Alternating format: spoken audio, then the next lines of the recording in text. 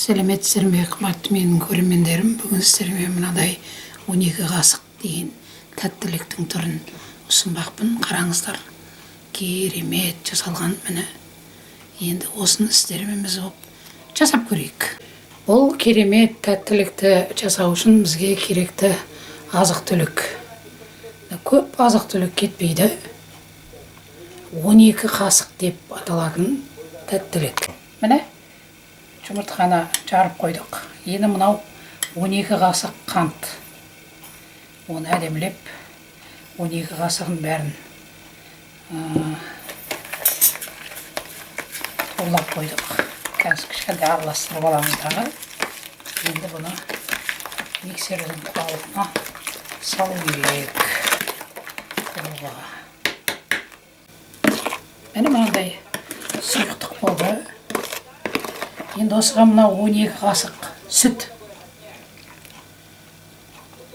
Енді осыған 12 қасық сұйық май, иісі жоқ.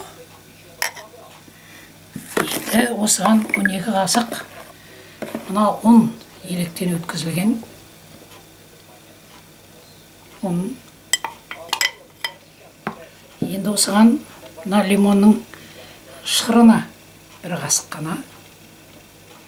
Енді осыған ең бастысы мынандай қопсытқыш керек. Енді осыны біркелкі массада жасауымыз керек. Себебі бұл біркелкі массада болу керек. Бұл әдемілеп араластырып алыңыз. Қою қаймақ сияқты құймалжың болды.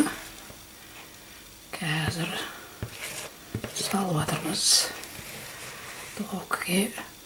Духовкаңыз осындай кезде дайын тұрсын, қызып барады. Міне 35 минут тұрды духовкада. Пісіп шықты. Қазір сәл суысын, сосын кесіп көреміз. Міне 12 қасық деген тәттілік керемет шықты ғой, қараңыздар. Тамаша шықты ғой. Енді осы әдіспен жасап жүріңіздер. Кемге тігін айтыңыздар, сіздер қалай жасап жүрсіздер. Ішіне мейіз қосса да болады, анау шоколад қосса да болады. Мен қоспадым, бірақ сіздер қосып атсыздар ма, соны да айтыңыздар. Осы әдісім ұнаса, лайк басып, комментарий жазып, ойларыңызды ортаға салыңыздар. Менің каналымды қолдап, қолпаштап жүргендеріңізге мың алғыс. Астарыңыз дәмді болсын.